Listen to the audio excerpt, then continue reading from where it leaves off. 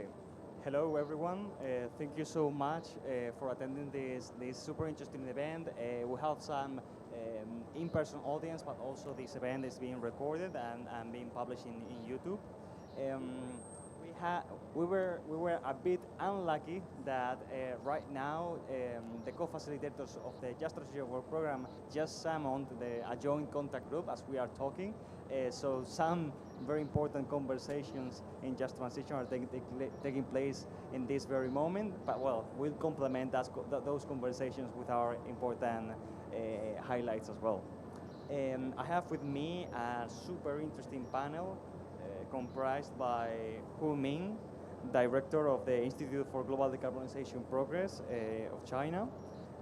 We have Maximiliano Proaño, Undersecretary of the Environment of the Ministry of Environment of Chile. And we have Julia Skorupska, head of the Secretariat of the Power and Past Coal Alliance. And myself, Julián Martín de Pejarano, I'm a Just Transition Advisor at the Ministry for Ecological Transition and Demographic Challenge of Spain. So we have 4 people really involved in Just Transition and associated issues. And the goal of this event is to highlight the inherent connection between climate ambition and just transition.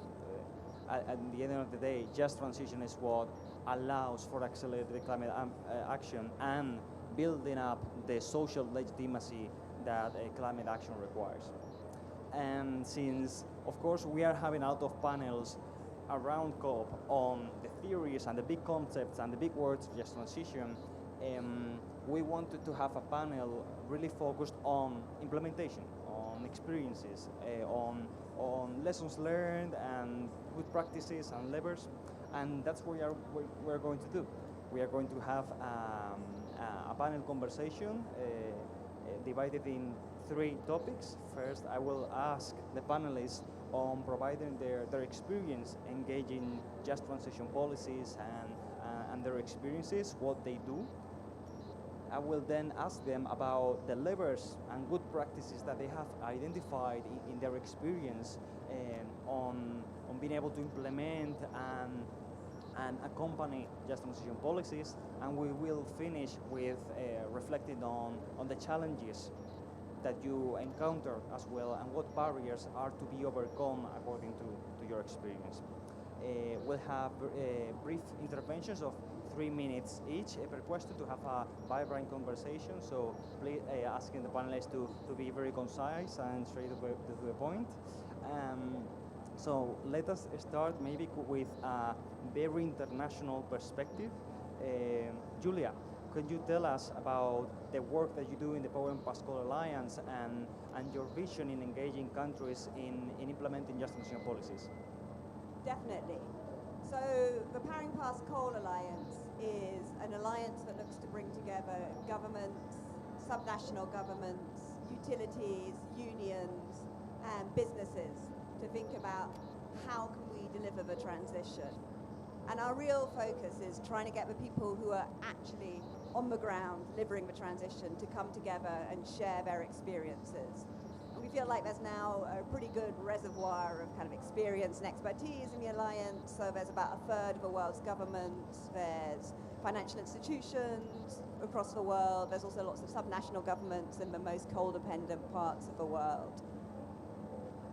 And we find again and again when we're talking to countries who are thinking about the coal transition, talking to subnational governments thinking about the coal transition, that just transition is at the top of their list of questions they're concerned about. What will this mean for our communities? How will we address the challenge? So it's obviously kind of one of the key issues that we're looking at. And it's an area where we've tried to collect lots of experience from across the world. We're very happy later to go into some of those different experiences. We've brought together into a solutions bank kind of lots of case studies of how different people are approaching it. I mean, another kind of area of our work which is becoming increasingly important is the role of multilateral development banks, or DFIs, others who are looking to finance the coal transition. How are we making sure as well that just transition is at the center of that? And I feel like that's an area where there's lots of emerging thinking coming out as well. Thank you so much. That's super interesting. And now going to country experiences. Maximiliano, if you had to tell someone who is not familiar with the transition in Chile, how would you summarize what your experience is and what's the ongoing energy and just transition in your country? Yeah, in our country, the just transition process has been very challenging because our focus has been in decarbonization process, of course, but also we have seen just transition as an approach to afford other or to face better many other environmental and social environmental problem or challenges in our country. But yes, in our national inventory of greenhouse gases emissions from 1990 to 2020, 75% of our emissions were from energy sector, and most of them was caused for coal-fired power plants located in five main big zones in our country. So our focus, of course, was on that, how to initiate our decarbonization process. Our country used to have 28 coal-fired power plants, and already at this year been closed 11. So when you close a coal-fired power plant, replacing this energy for for renewable energies, of course, is positive as you mitigate your emissions, but economic activity is also closed. So the social and the economic and of course environmental consequences of this coal-fired power plants is also is necessary to afford. And because of that, we call our process as okay, we need a just socio-environmental transition. We have to afford all social and economic problems and consequences of this decarbonization process, and also, of course, the environmental consequences. So now, this year, we presented our national strategy in just socio-environmental transition, which includes more than 100 specific measures in an action plan for these five regions. We started 4 years ago, first with governance. Also, normally was this problem was understood as just as an environmental problem. So the environmental ministry was on charge exclusively, and now we created an interministerial committee, and also implemented specifically in these five areas local governance also to discuss the specific measures for the validity of these measures on the territory and for the community. So now we're implementing this action plan, and also we presented a strategy that is very important for us. Is not only a governmental process, of course, NGOs, academia, private sector, and public sector have to be involved, but also it's necessary to see as a state challenge, state public policy, not only a specific government idea. So this is our challenge also now. Thank you so much, Maximiliano. Let me say as well that actually Chile and Spain have a very strong collaboration framework right now working in just transition, because we have a similar challenge in our coal regions, and we are very much engaged in giving feedback to each other in how to deal with this challenge. And talking about challenges, Humin, China is a major economic player in the world, for whom the energy transition is certainly a major challenge given its volume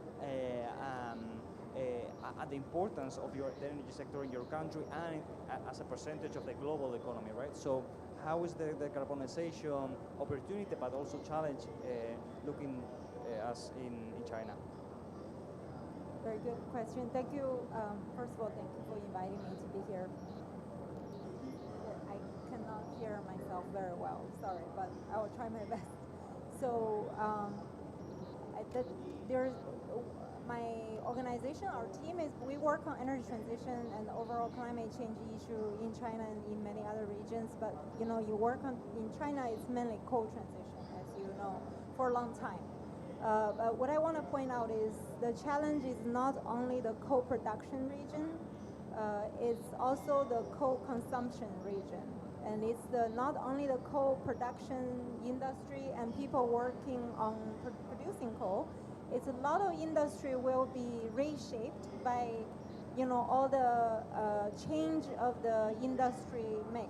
So there will be, like for example, China's car manufacturing industry is also facing transitioning challenge because people who are trained to help with the combustion cars and now it's more EV, electric vehicle, and those workforce will need to be reshaped too. So it's not only coal, but mainly coal, but it's not only. So I guess that's what I want to point out to the challenge in China. The second thing is, even though the challenge is pretty, emerging challenges all the time there, but China's transition in the coal region has been a 20-year effort because, if you work on coal production, we have all the technology upgrading all the time. So in China, we talk about sustainable development of resources-intensive region, including coal region, for quite a long time already. So when we came across when the concept of just transition arrived, around the world, and then China, people look at it thinking, oh, well, what is new about it? And then we realize it's in fact a lot of things that China has been doing align with the just transition concept. But of course, the difference is that just transition is more on right now in the context of climate change mitigation. So it's slightly different, but there is a good thing about it because before the transition caused by technology advancement, sometimes it's interruptive. But transition to the climate mitigation pathway is something you can predict because the technology pathway is quite clear. So if we can make efforts to let people know what's going to happen, and then we can adapt earlier. So, and then I think this is quite different. Then that's why, speaking of our work, we wrote a book and we write recommendations to policymakers about what can we do better on just transition in China. In fact, we learned a lot about this from Spanish experience. I know you are the first one having this government-backed initiative. So we included all this experience in those books and recommendations. And then last year, in fact, end of last year, we initiated a Just Transition Observatory with IE University. So the idea is not only exchange between China and Europe, but also how we can combine the practices from both countries and then help other countries like the Global South country. Thank you. That's a super interesting initiative.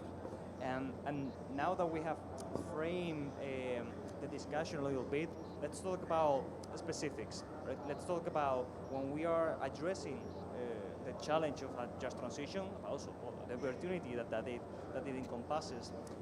Julia, according to your international experience and dealing with the situation in different countries, would you be able to identify a couple of good experiences, good practices that are worth highlighting, and what levers have you seen in the world that are especially useful for implementing just transition pathways? Yeah, sure. So I think there are three things that I want to talk about which seem to come through from a number of the cases that we've worked with. So one is maybe picking up something what Hu Min was talking about, so policy certainty. And I think that across a lot of the cases where, and countries, partners we're working with, people tell us again and again, but it's been really useful having that certainty about the pathway of the transition. So last year I was at the closure of the last coal power plant in the UK, and obviously it's a kind of a bit of a mixed experience. You go there, you're celebrating the phase out in the UK, but at the same time it's the last day of work for everyone who works there, and so it feels like a bit of a kind of a sad day as well for them. But talking to them, it really struck me that they said to me that they've been it had helped that they'd known for 10 years that this was happening, and that the local authority, the utility had over the course of 10 years helped them to think about what it was that they would do next. Some of them were going to early retirement, some of them were going to work in other projects that the company had, but for all of them, they had said that that certainty was really important to them. And I think that's something that we see in lots of different cases.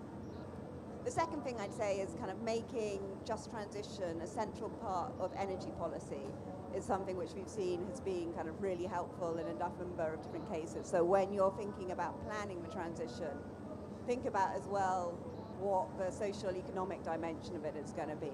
And perhaps a good example there is Alberta in Canada, which introduced kind of carbon pricing, so pollution pricing on some of the coal power plants in Alberta.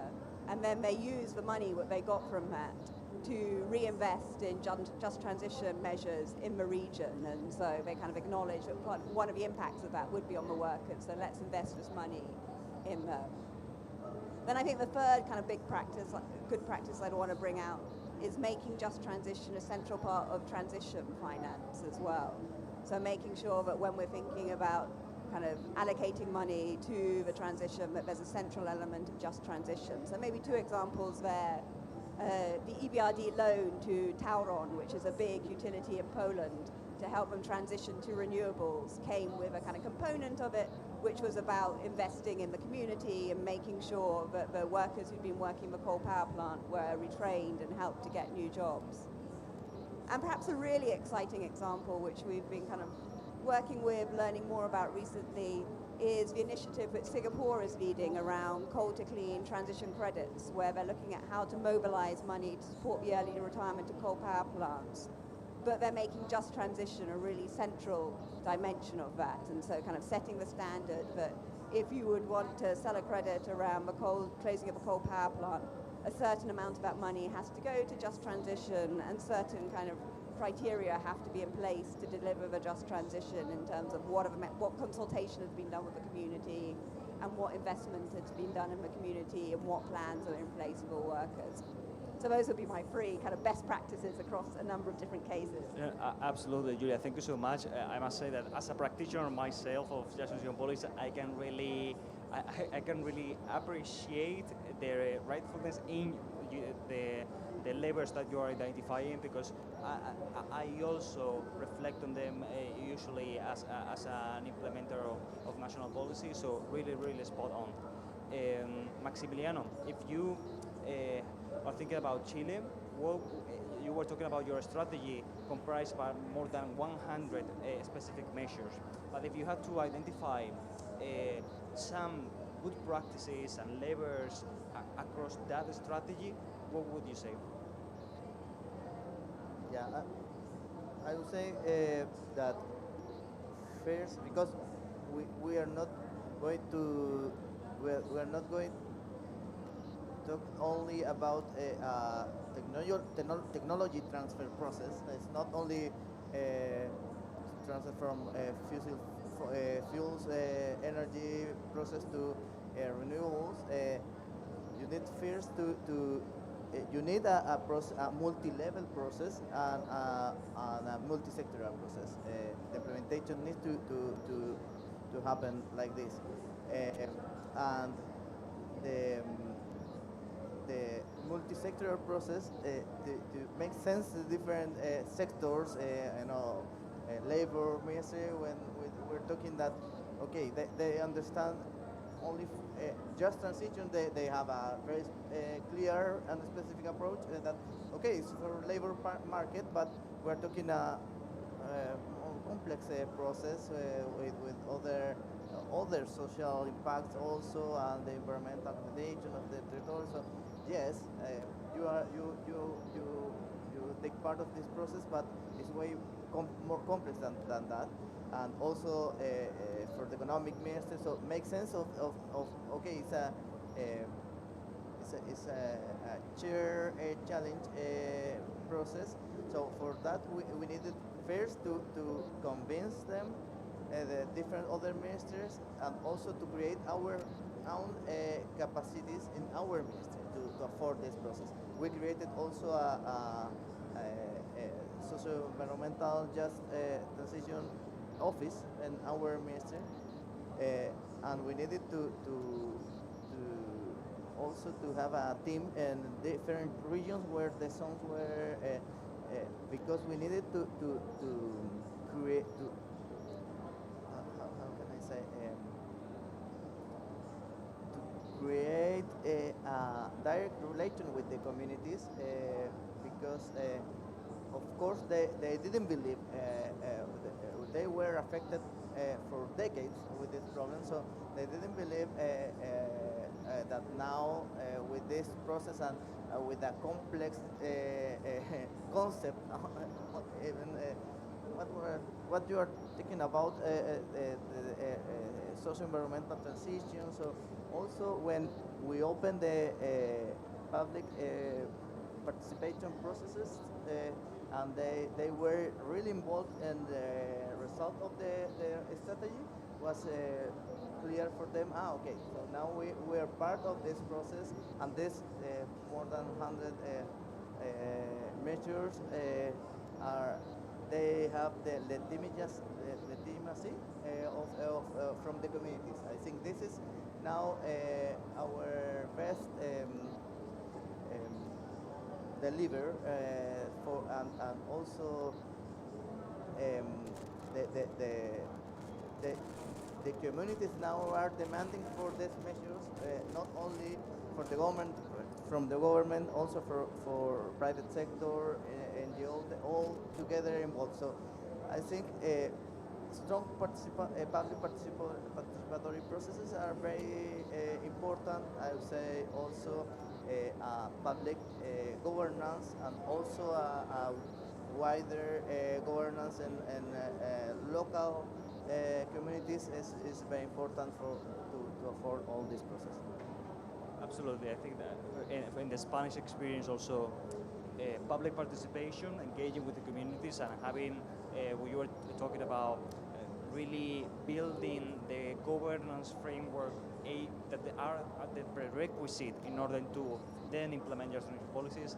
That's also something that really working. And Hubin, what about the Chinese case? When the government of China is implementing these energy transition policies, what are the good practices that you would identify, and what levers is the Chinese government using in order to ensure that this energy transition fulfills as well just transition considerations? Thank you. I agree with the minister that it's not a technical problem only. It's more of a political problem challenge. Sometimes we need to look at it a very holistic way. I think there's one way you look at just transition thinking, okay, we are closing this coal mine and there's 100 workers, we need to help them look for jobs. This is one kind of challenge.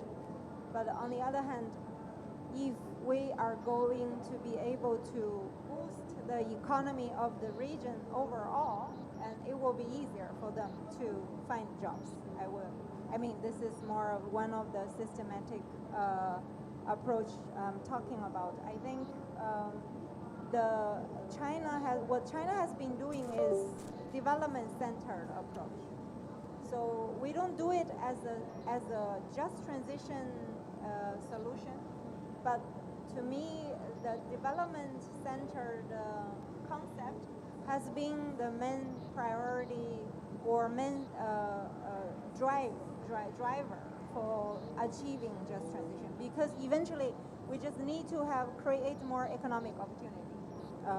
So I think this is very, very key for us to understand the Chinese pathway, because we talk about energy transition, but in China the difference is everything is growing. You know, the economic is growing. It's not about you have this number of jobs and now you're losing this and you need to find the other way, replace it.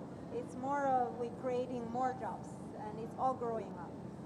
So that's one difference. And the second, I think it's there's one interesting case. I think the financing money is very key. And of course, we talk about just transition fund and all of this concept. China did have a co-region sustainable development fund in the past years. So that money is used for lighter industry, like not coal, right? Other industry development, for training, for subsidizing all the public welfare system of these workers. That's very important. That's very easy to understand. But the other one is probably not many people look at it is we have a resources tax. Because if you look at the money issue, the fiscal support is not only, you have the money, it's also the distribution of the money between the central government and the state government. Sometimes the state government, the subnational provinces, they don't have money to do these programs. And how can they get those money? So Chinese resources tax on the coal production is for the state government, not for the central government. With that money, the state government have more flexibility to do more kind of innovative programs. I think the third thing, the last point is about the culture and tourism industry. Everyone talk about it, but this is it's still a very interesting point that Chinese are learning from Europe. Basically, like the Chinese co-region in China, the main province also have a lot of historic heritage, and they're trying to discover it. The economic value of this is not about people did not know they have it before.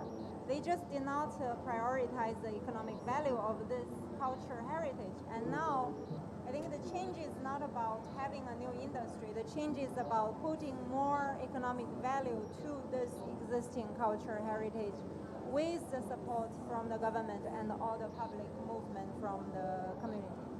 That's super interesting. Humin, thank you so much. There were so many highlights there that I didn't know about the Chinese experience that was super interesting. And I see a lot of issues that you are raising reflected in the Hispanic experience. In our case, I'm going to give you two pieces of data that are quite reflect the situation in the country. In the last 6 years, we have decreased coal generation by more than 90%. And in doing so, and together with the increase in renewables in the electricity sector, we have decreased emissions from electricity generation in the country by half in only 6 years. So we are very proud of fulfilling these climate ambition goals, but it was super clear to us that climate ambition had to go hand in hand with just transition. And that's why, as the government of Chile, we also have a national just transition strategy. And our just transition strategy, although it looks at the impacts of the socio-economic, the impacts and the benefits, the socio-economic benefits of the ecological transition in multiple sectors, may it be industry, tourism, agriculture, our strategy does acknowledge that in our context, the most urgent impacts of the ecological transition was on coal regions because of this situation. And therefore, our strategy enacted an urgent plan of action for coal regions with coal mines and coal power plants that were being phased out. And something that is very interesting of the Hispanic experience, and that we deem that it reflects very well the principle, the just transition principles and elements that are being defended in the negotiation room as well, is that the first materialization of our just transition strategy was to sign tripartite agreements based on social dialogue. So you had, in the negotiation table, you had trade unions, companies owning the coal assets, and the national government, all of them agreeing on a coal phase-out process based on just transition. And all parties committed to specific commitments in order to push for that just transition. We were talking before about levers. I would say that a key lever and good practice of our experience is precisely this social dialogue, because it allowed us to have companies be part of the solution. It is not the responsibility to push for just transition elements. It's not solely on the back of the government and therefore public resources, but also the companies who had profited for decades in these regions had a responsibility to fulfill with these communities. And in our case specifically, companies committed to relocating all direct workers, prioritizing hiring auxiliary workers in new activities, and fulfilling new investments for new economic activities in the very same regions where coal was being phased out. This for us was super important, because for us just transition is not to phase out coal in one region and somehow compensate those jobs with jobs linked to renewables in another region in the country. That's not just transition for us. The matter is that jobs and socioeconomic benefits take place in the very areas that are suffering the impacts of the ecology. I have had to point out one specific labor and good practice of the Spanish case. Among others, I would say that social dialogue is something that really distincts our experience. Can I maybe respond to that and add a point? Please. So, I mean, I think definitely one of the things that we're often asked is, we can see that lots of jobs will come from renewables, but it's not going to be in the same place as the jobs which are being lost from coal. So how do we deal with that?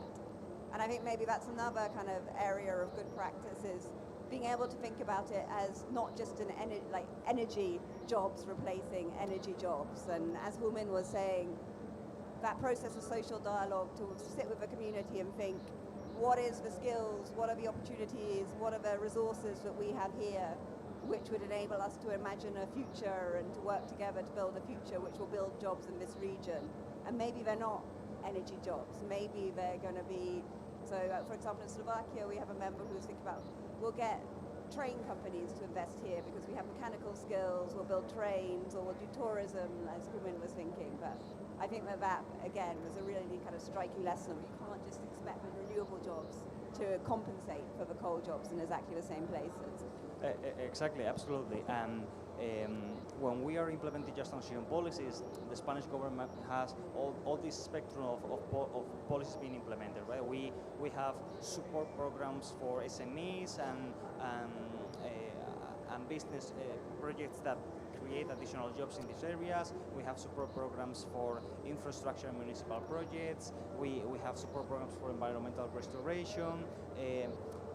We based all of this in public participation processes, and this reflects very well what you are saying right now, Julia, which is that our support programs are not solely linked to energy.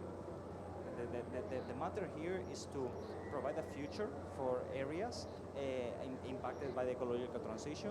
In many cases, some solutions can come from the energy transition itself. In the case of Spain, multiple green industry and hydrogen projects are being located and being developed in coal regions because the needs of this kind of projects really match the industrial kind of areas that these regions were. But you're absolutely right that sometimes this focus that we see sometimes in different form of focusing only on energy somehow misses part of the equation. And to finish this exchange, I would like to ask you about challenges. We talked about opportunities, levers, what's important to develop good just transition policies, but if you had to think of challenges, of barriers that are especially important to be identified and to be overcome, what would you share with others? Julia, So one of the areas we've been working on recently is how do you finance a just transition? And that's an area which I think is really challenging. And maybe there are two dimensions to the challenge. I mean, one is that there are costs involved, and so it's not obviously that it's a great investment. So we can say building out renewables is a good investment, but perhaps in itself companies find it hard to see why retraining workers is a good investment.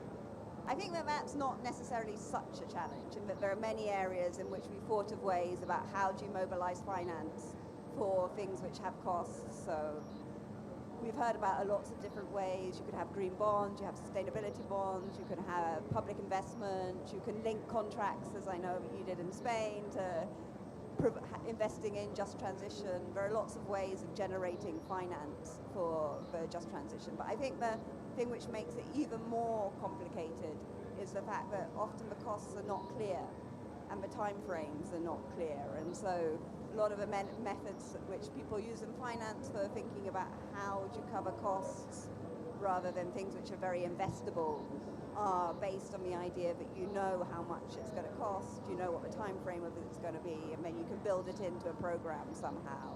And so I think that question of helping people to think about how do they define some of the costs and the time frames of a just transition is really key. And what we're encouraging people to do, what it seems like to us some of the best practices, is there's a role for governments in defining what do they think the just transition is going to look like, what do they see kind of as being included in the scope of a just transition, and what do they see some of the costs as being. So developing really good transition plans and consultative, as you say. I think that MDBs, donors, they have a role to play in thinking about what are the mechanisms in which we can use to make sure there is finance. How do we think about ways to crowd in private finance to the space? But also I think that regulatory bodies have a really important role to play here in terms of thinking about how do we be clear around what we define as a just transition. So for many of our private finance members, they want to know kind of what is good enough. And they have shareholders, they have investors, they want to be responsible actors, but they also want to have kind of a sense of what are we on the hook for, what do we need to finance, then we'll do it. But unless we have that sense of what is good enough, it can be hard to mobilize the finance to flow.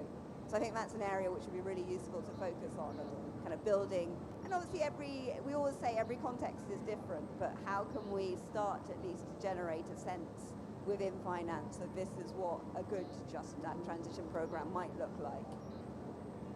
thank you so much.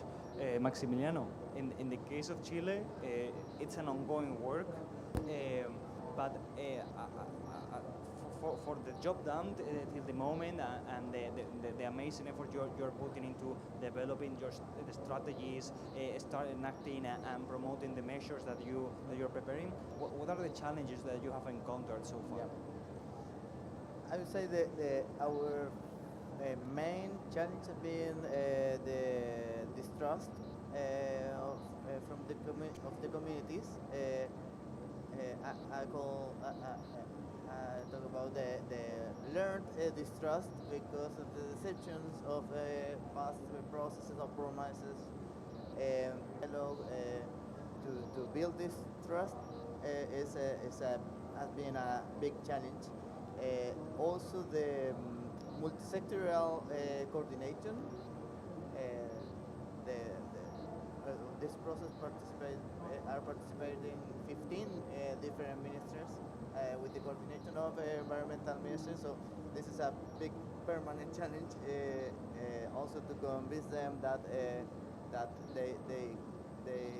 have to focus some of their programs or public policies with this transitional approach. Funding, of course, transition funding has been also a big challenge to convince the finance minister that the funding of the process is very important. Also to build trust of the communities, but also how to coordinate private funding and public funding to improve the impact of the measures that are being implemented. Because many times private sector is implementing some initiatives, but not with the impact that we need, or not not being the solution for the impact that they themselves are producing in the past. So, for example, I know they found sometimes a music festival for the community, their anniversary. Yeah, but we need to the funding for example, for the environmental restoration of the soil of one part of the town. So yeah, but and I think is with the third challenge is connected this part, because also how to coordinate in the planning process.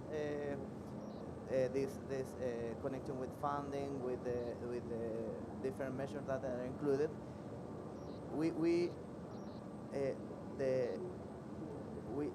we have different, for example, productive transformations planning process from the economic ministry, and also we have all the